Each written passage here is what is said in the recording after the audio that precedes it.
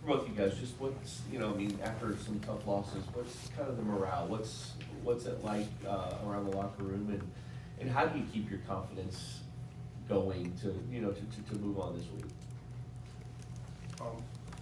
I think our confidence is still high because even though we lost 2 games in a row, they were still close losses.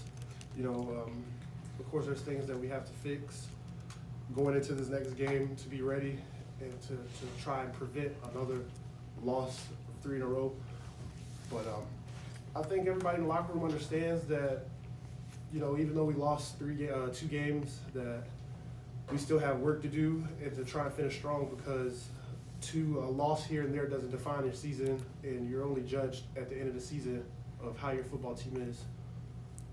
Yeah, I agree with what AJ's saying here. Just we got a lot to play for still, and it's come down the wire the last 2 games with the losses. So we just got to clean up some small things, and we know we can go out there and win any game at any moment. So we just got to keep on pressing forward.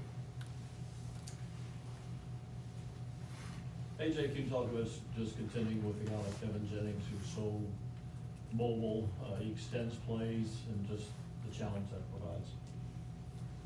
I think it's a challenge, a couple of games with mobile QBs is something that is like an extra thing to worry about.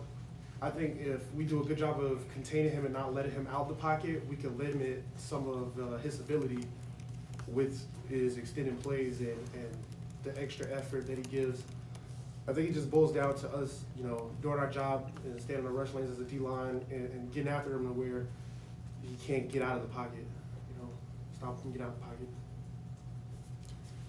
Nate, you mentioned having a lot to play for this season. Obviously, the ACC championship is no longer in that picture, but you guys are both eligible. So I guess what's just the message in terms of, hey, this is, I guess, your why, basically, as far as these next 2 games? I mean, we look at it as a 1-game season, so whether you win or lose, Coach Brom says next week you're expected to win. So you can't just lay down just because we lost 2 in a row. Like, so what? On to the next game, you just got to go out there and win. So planning to win the next 2 games and then the game after that. So.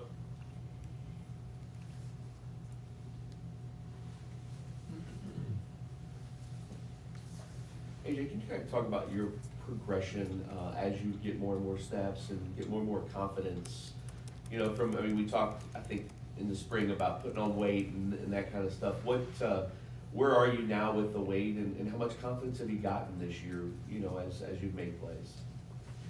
So my weight, I'm at 250, where they want me to be. What were you when you got here?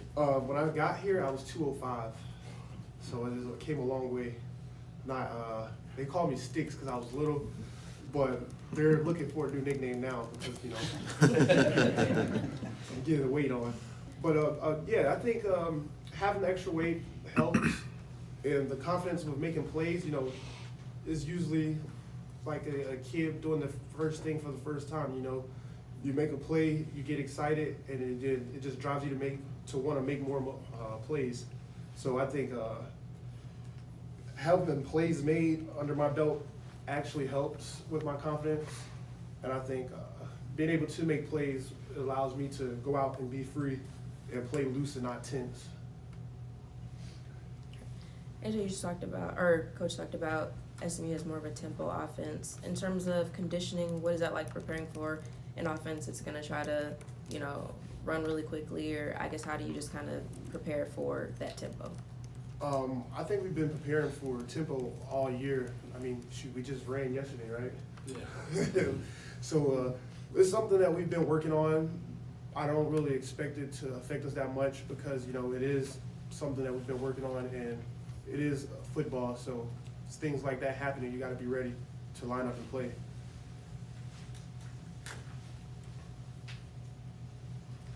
Hey guys, this could be for either of y'all. Obviously, penalties were a big issue last week, and I guess just whenever Braun was talking about it, it's talking about making smart decisions in that moment, staying cool. What are you guys telling each other in the locker room during practice this week about kind of making sure you guys go in with level heads and stay level throughout the game?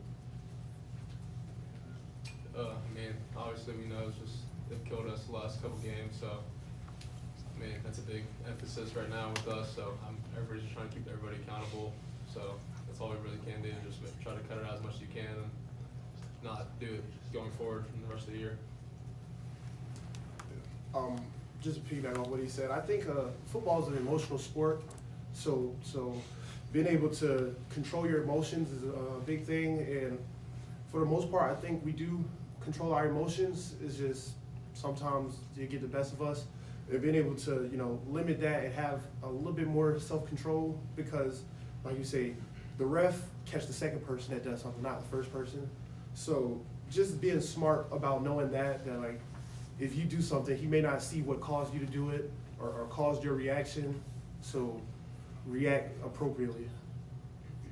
I think that's the biggest thing for us, to be able to react appropriately.